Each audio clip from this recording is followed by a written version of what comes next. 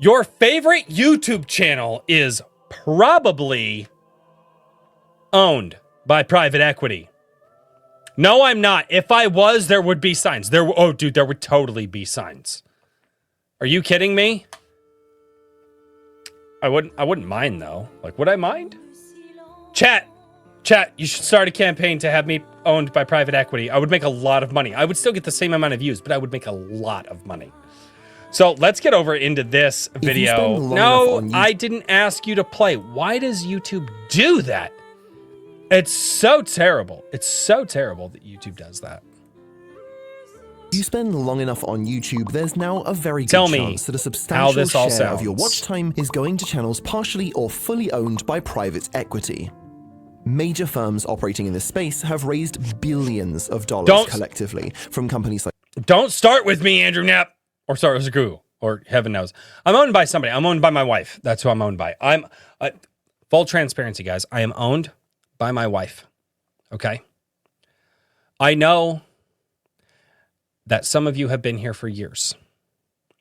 And I don't know why you have decided to put this much trust into me by a man who really should have been honest with you and upfront that I have been absolutely controlled and used to manipulate you guys into liking me by my wife. Sorry. God, that was a bad joke. That was bad, and I just kept going with it. I don't care. SoftBank, Amazon, Disney, Goldman Sachs, and Blackstone. And all right, I missed the whole front of this video. Let's go back. If you spend long enough on YouTube, there's now a very good chance that a substantial share of your watch time is going to channels partially or fully owned by private equity. Major firms operating in this space have raised billions of dollars collectively from companies like SoftBank, Amazon, Disney, Goldman Sachs, and Blackstone, and they are using that money to acquire YouTube channels. Notice he says Blackstone, but doesn't put the Blackstone logo up on the screen. At least I didn't see it. Strategic investments. According to my own analytics, where YouTube lets me see what my audience watches, some of these names should be familiar to you. Yes. Task and Purpose, Veritasium, Donut Media, Simple History, Fern, Fireship, Economics Explained, Mentor, Pilot, Futurism, Astrum, The Drive, and History Hit have all publicly been acquired by private equity. Outside of the nerd corner of YouTube, some of the biggest names in the space, including CoComelon, Colin and Samir, The Theorist, and Dude Perfect, have also all... Okay, no BS. I have absolutely seen The Theorist stuff and the this yellow logo here. CoComelon, I've heard about, and Dude Perfect, obviously heard about, never seen. This might be an interesting video, guys.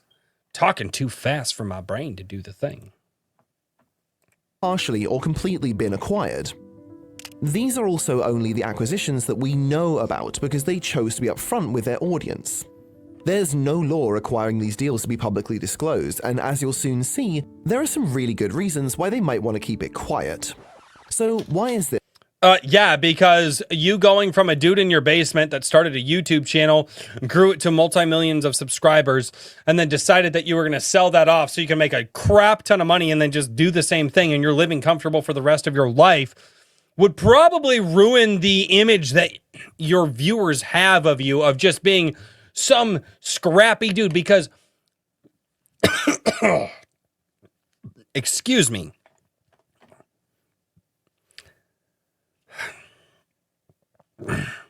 Most of the image that YouTube has when you are watching it is you as the viewer are looking at these videos going, oh my gosh, I could do this.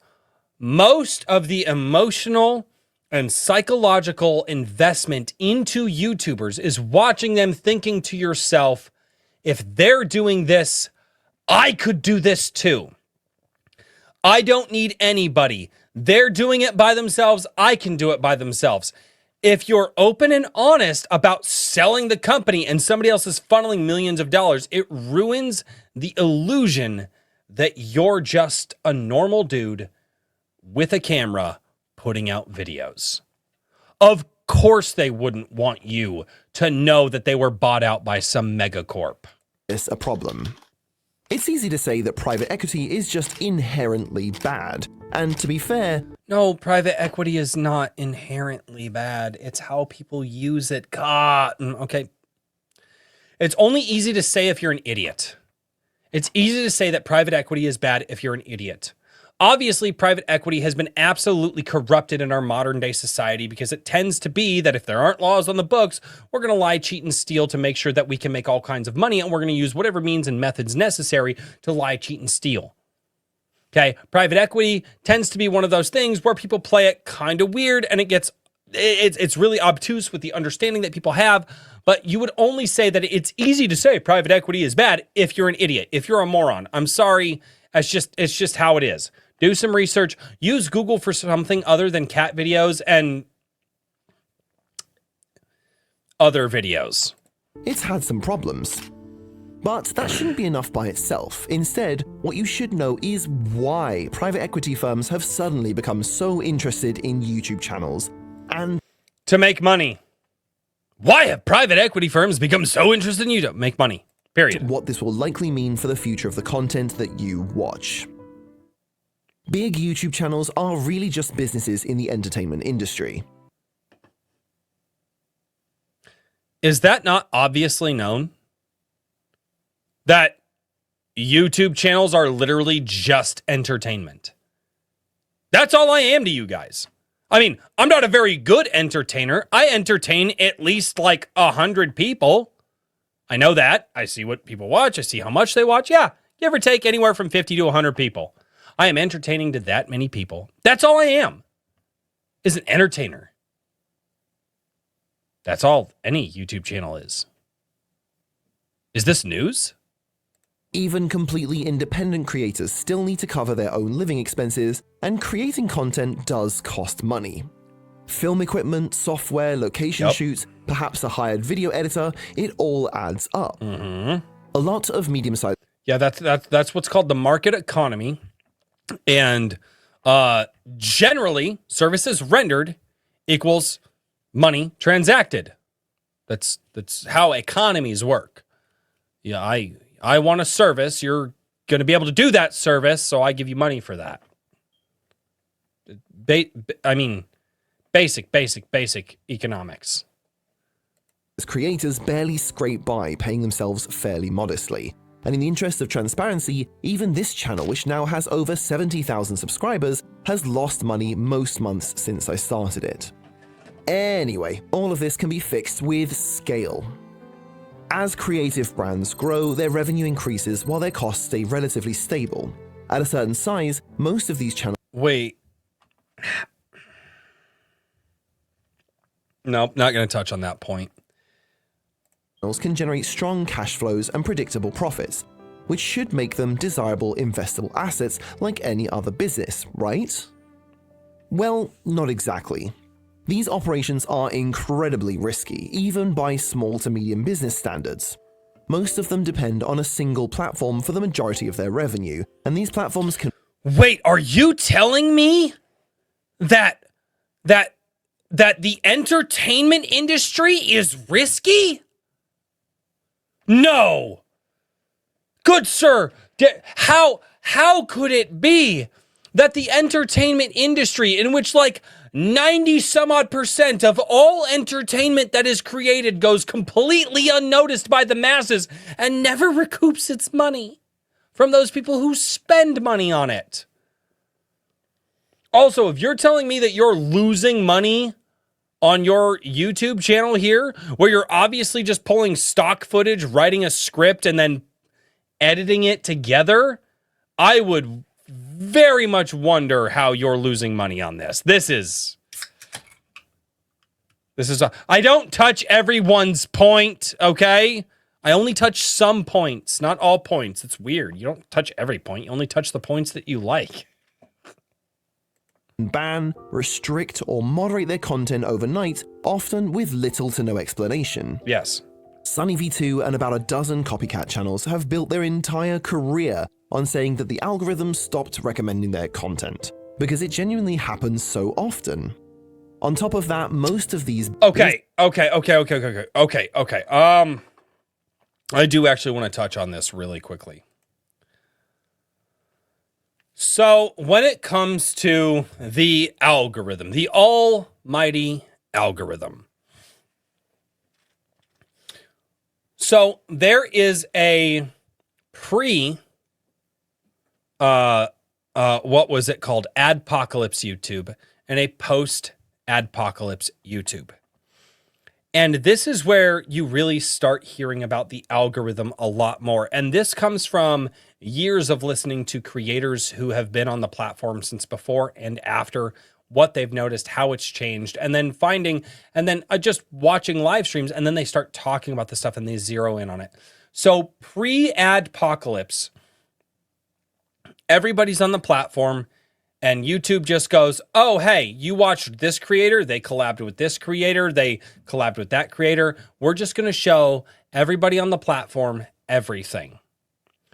After the adpocalypse happened, YouTube got really scared that a lot of their advertisers were going to pull out. So what they started to do is they tweaked the algorithm to still do the thing that ultimately it always did, was keep people on the platform. But what it did, did what a lot of people are calling siloing. Now, siloing is effectively what's being used to say, you watch this type of content? Okay, cool.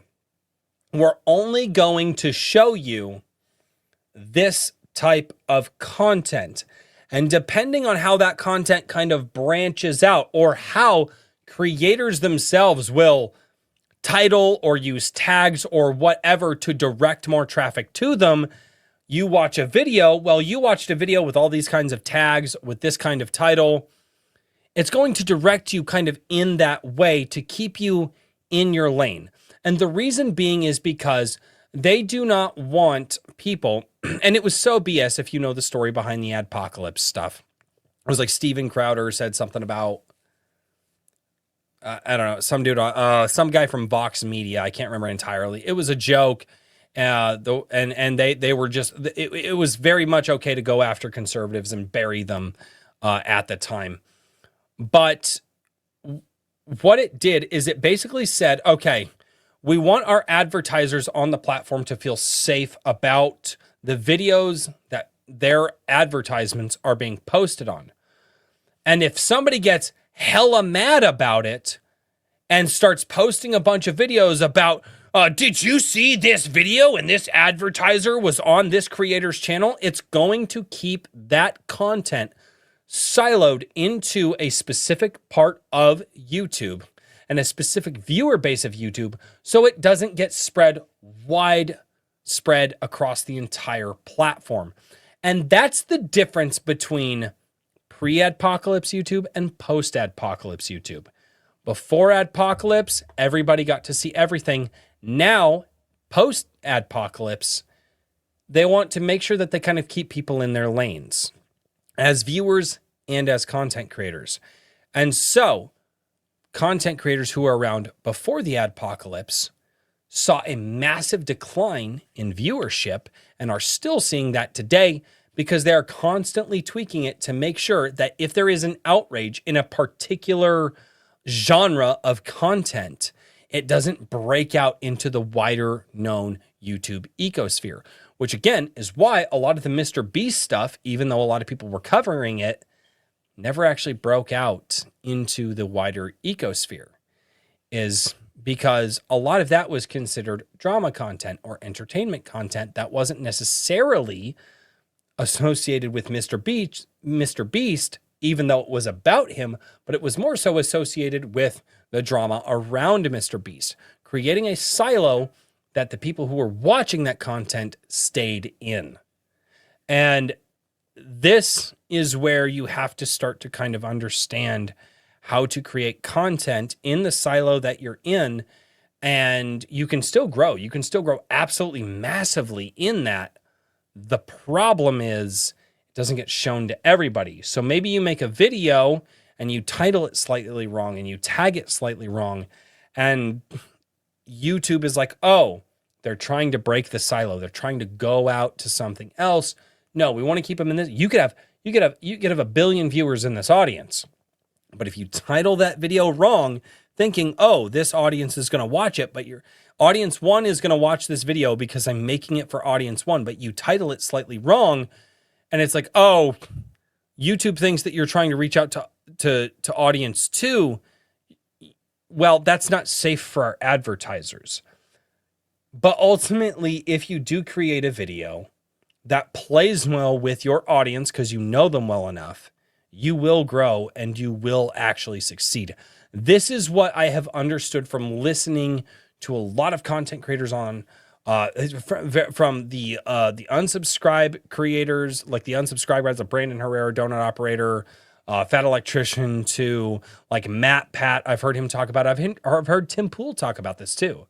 I've heard people from all over the spectrum of YouTube, from all of the stuff that I watch, talk about this. And it's really, really interesting that a lot more people don't talk about this phenomenon, because I've heard it talked about by a lot of people, and it is something that is really important to understand if you want to grow your YouTube channel. I don't understand it. I understand it in concept, but not in practice. And that's why my YouTube channel is as small as it is, because there's a connection there that I'm not making. But I know the information that I've heard, and I felt that it was really important to touch here. Businesses depend really important to touch on here, sorry. On a single personality to host the content, even if there's a larger team working behind the scenes. Human beings, especially those that share their lives online, can get burnt out, get embroiled in controversies, or just fall out of favor with an audience that outgrows them. Typically, the wealthy investors and lenders that give money to private equity. Well, and the audience that outgrows you is the audience who has seen... Oh, snap, I didn't change my screen back. Sorry about that. The audience that outgrows you is the audience that ultimately you're not adapting and adjusting and changing your content. One of the prime examples I can think of is Grand Thumb. He's a 2A YouTuber. He has adjusted and edited his videos different over the course of years. And if you go back to his original videos to what he's doing now, very different. He has adapted his format and adjusted his format to change it, to make it how viewers can still constantly vibe with him, and also get new viewers as well. Firms, for them to make their acquisitions, would be scared away by these business fundamentals. But over the past 5 years, a few things have changed which kicked off the great buy-up. The first major change was that creators demonstrated their ability to scale their own brands to generate profits beyond sponsored segments. And again, the last 5 years, when did the adpocalypse happen? There is a reason that creators had to do this. Audience donations and integrated platforms. Some of these brands have been very successful, others not so much.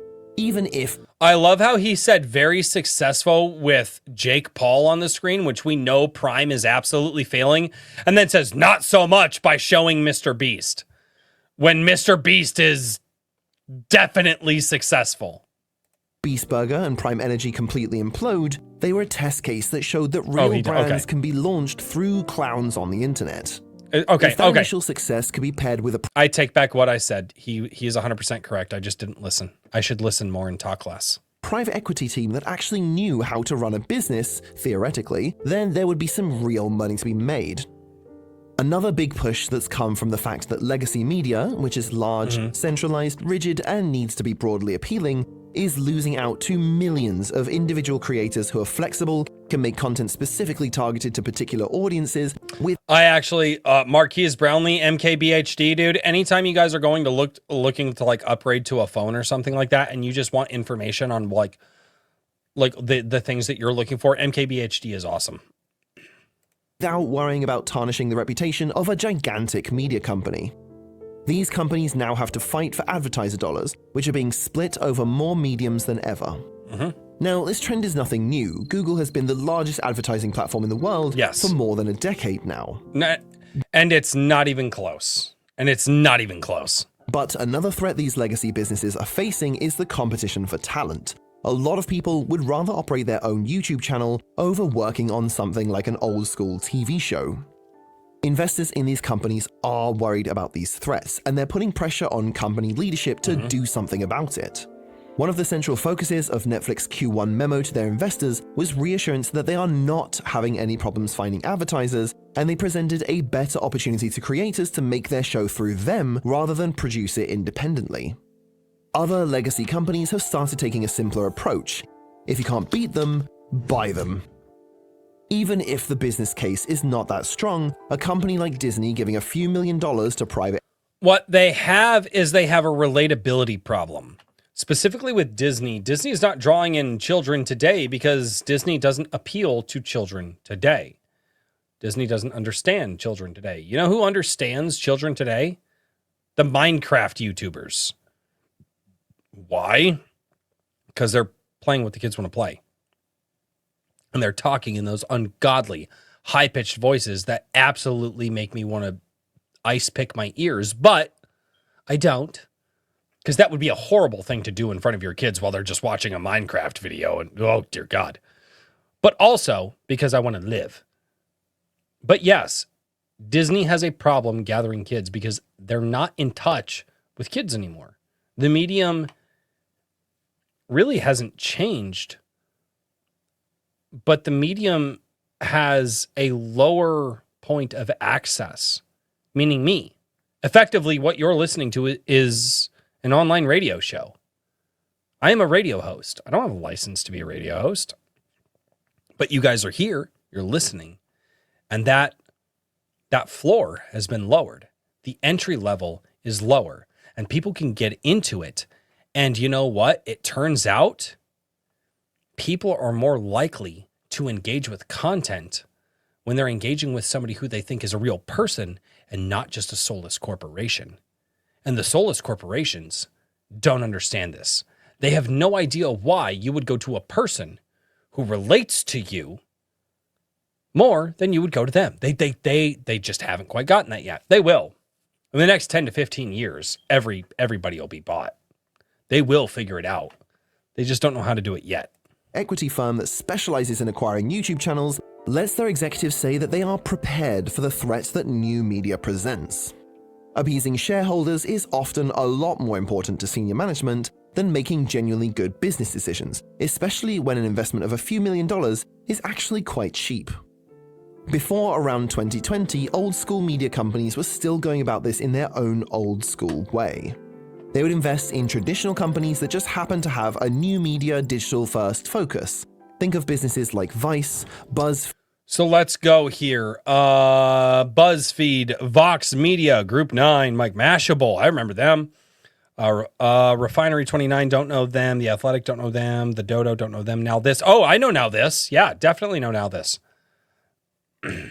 Feed, Mashable, and Vox.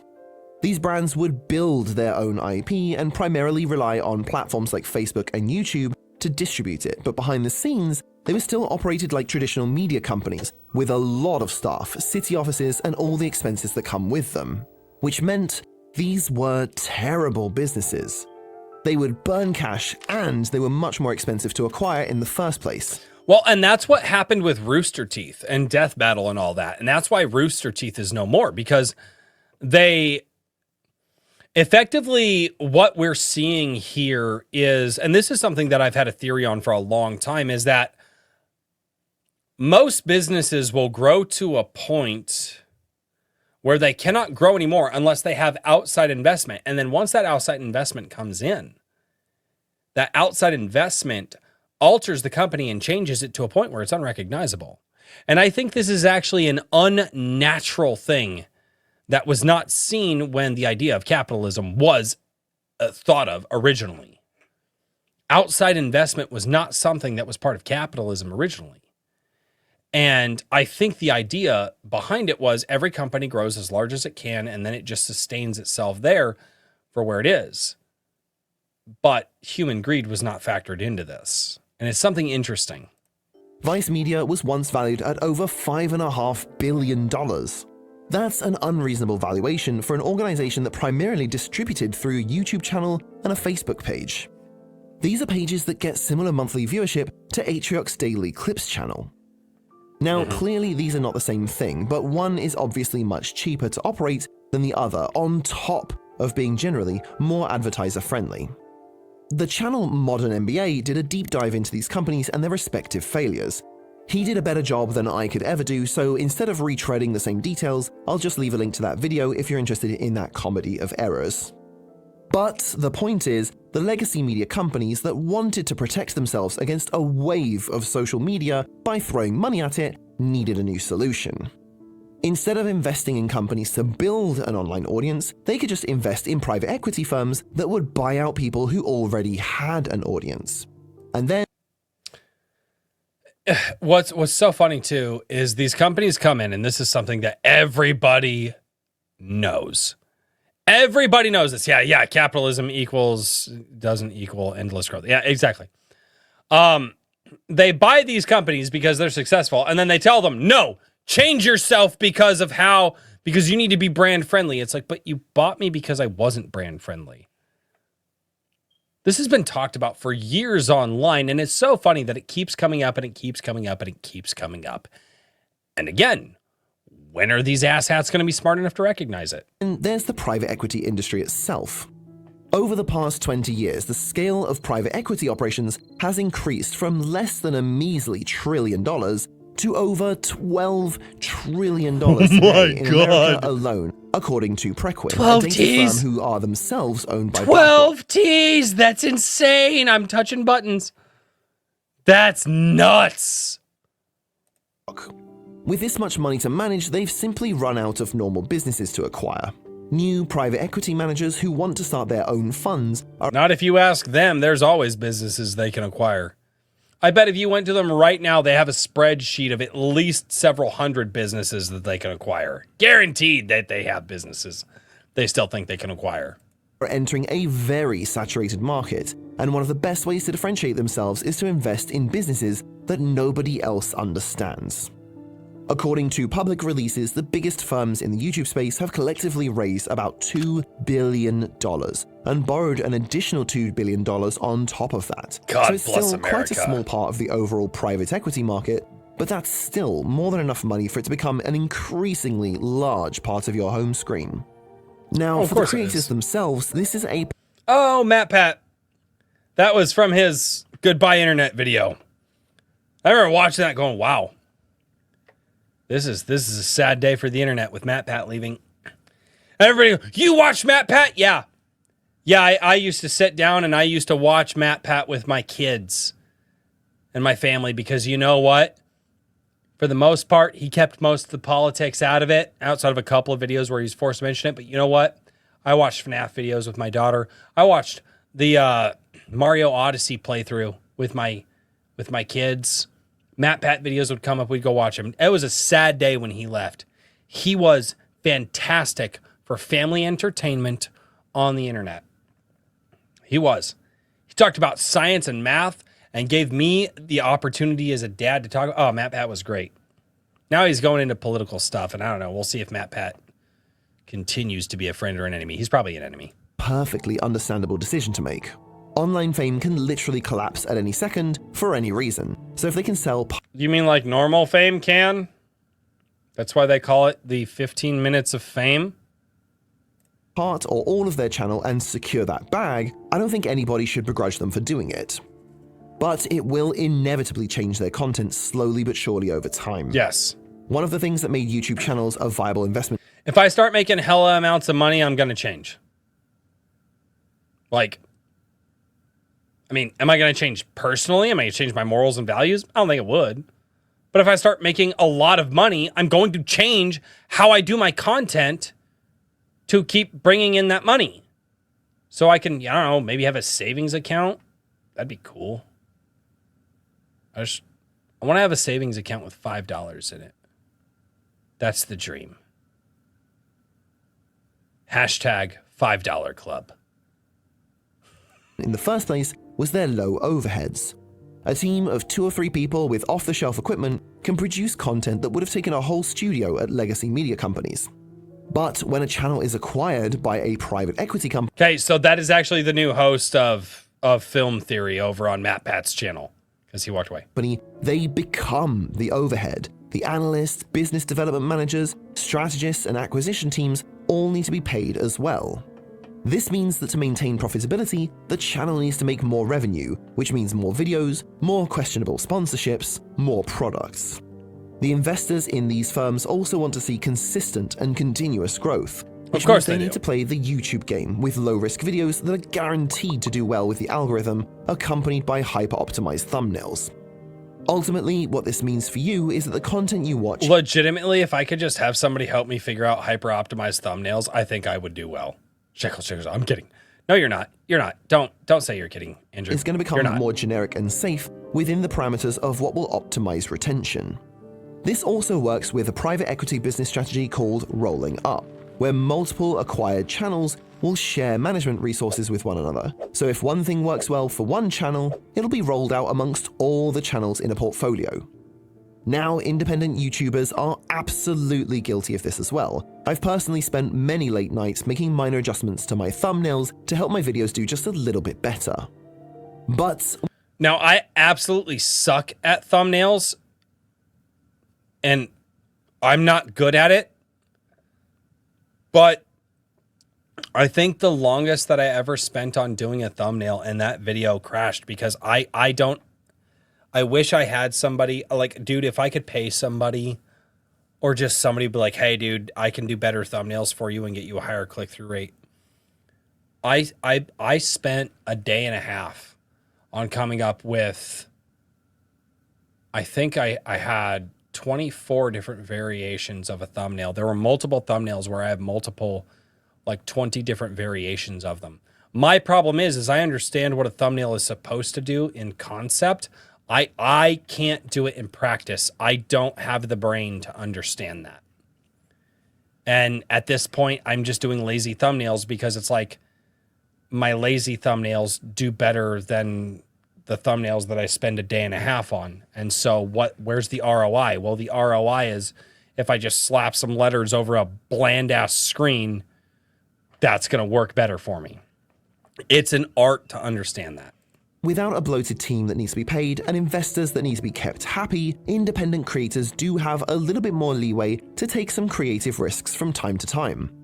Rolling up and hyper-optimization is only going to accelerate a trend of every single piece of content on YouTube moving towards the same generic but effective formula.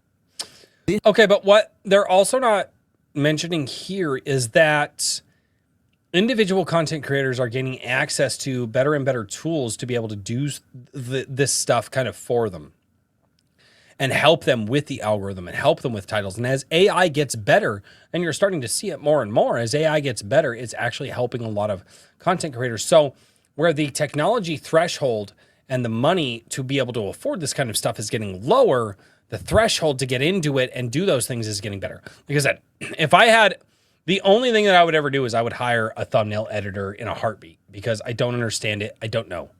I don't. It's just, I'm dumb. I'm dumb when it comes to thumbnails. But if I could have an AI that's like, hey, we can guarantee that we're going to increase your click-throughs by like X amount of percent. If you use our AI thing, I would use it in a fucking heartbeat. And I think everybody is going to, and it's getting to that point. It's not just private equity firms that are doing this. It's individuals. And the technology is getting to the point where they're going to be able to do that. This is amplified by another problem that comes when the channel turns into an asset, which is that they typically want to move away from the focus on a single creator. For more than a decade, a channel like Veritasium has been focused on the host, Dr. Derek Muller. Yes. For a lot of regular viewers, Dr. Muller is Veritasium, but if you've been watching the channel recently, you'll notice that new hosts are slowly being introduced, so the whole operation isn't as singularly focused on one personality. The business case is that it cuts down on something called key man risk, which is where the entire operation depends on one. Maybe it was siloing your thumbnail so when you change it tries to stop it. Oh God. No, I have no idea. Honestly, I have no idea. I legitimately have no idea. A thumbnail is designed to get a person to click on it. And I see my click-through rates and how many impressions I get, and I just suck at making people click on the video. I'm just bad at it. No excuses. No, the YouTube algorithm. No, because that's not how the YouTube algorithm works. YouTube puts electrical energy into pushing my videos to people in the hopes that I will keep people on YouTube. And when all of a sudden your video flatlines, it's not because YouTube is being a dickhead about it. It's because YouTube went, oh, we put time, effort, energy, and money behind this video, and nobody clicked on it. Okay. And then guess what? You get to put another video up on YouTube. And then YouTube puts time, effort, energy, and money into pushing your video. And then nobody clicks on it. And then they keep doing that again and again and again. And after a while, eventually YouTube will just stop pushing it because they realize this person just doesn't, we're not going to, we have our algorithm set up that to not push them if they don't get clicks. If you want to get clicks, you need to appeal to human beings. If you don't appeal to human beings who click and watch the advertisers, you're not going to get shared. The reason my videos still get shared even a little bit is because occasionally I have a video that for some reason does well. And it's not because, oh my God, I appeased the algorithm. It's because for some reason I appealed to a large portion of people. But I don't know what I did to figure that out. I've tried to figure it out, but I don't know what I did. It's really interesting when you hear people who are at the upper echelons of creating content, like not getting hundreds of thousands of views, getting millions of views every single video that they release constantly and knowing exactly how to do it.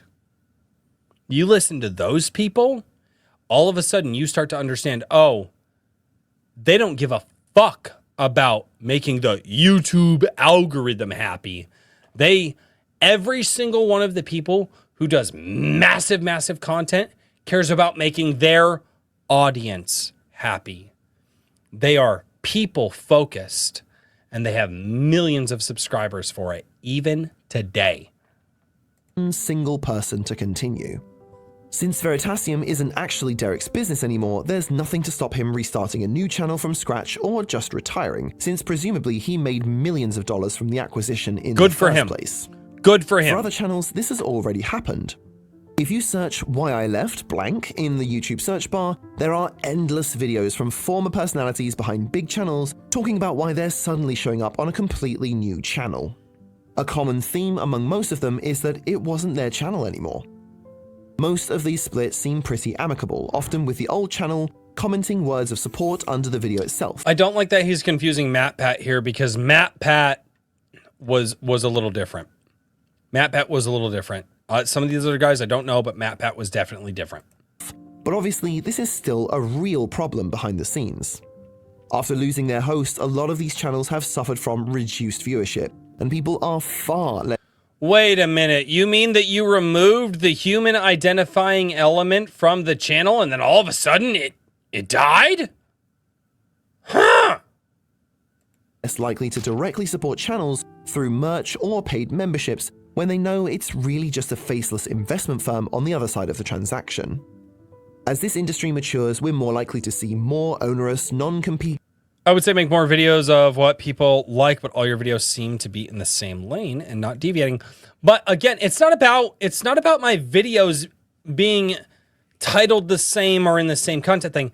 It's about me engaging with the audience and me being able to look at you guys and say something and it resonate with you and it resonate with not just you, but other people as well, and start resonating with so many more people that they want to click on and stay here on the videos and hang out with me.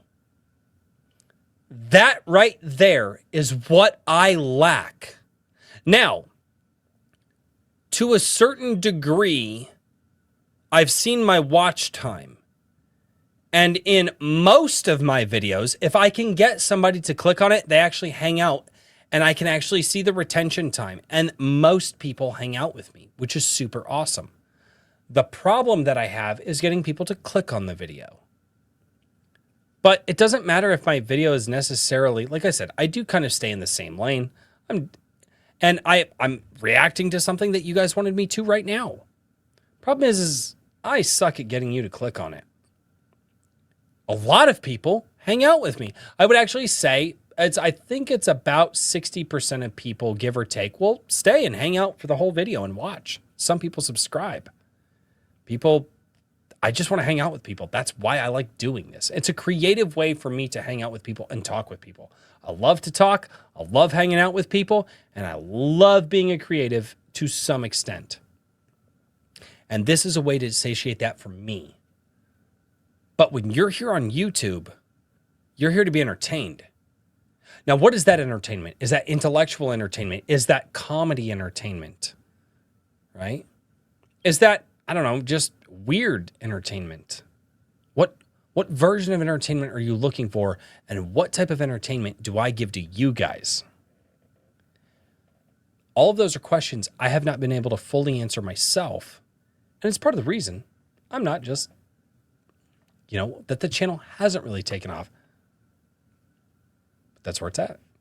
Xavier Guzman, what's going on, man? Contracts from acquired channels and a continuation of a trend towards commercially viable, predictable, and safe content over the unique and creative content that made YouTube so compelling in the first place. Now, go and watch this video next to understand the real reason every sponsor you see on YouTube is kinda terrible.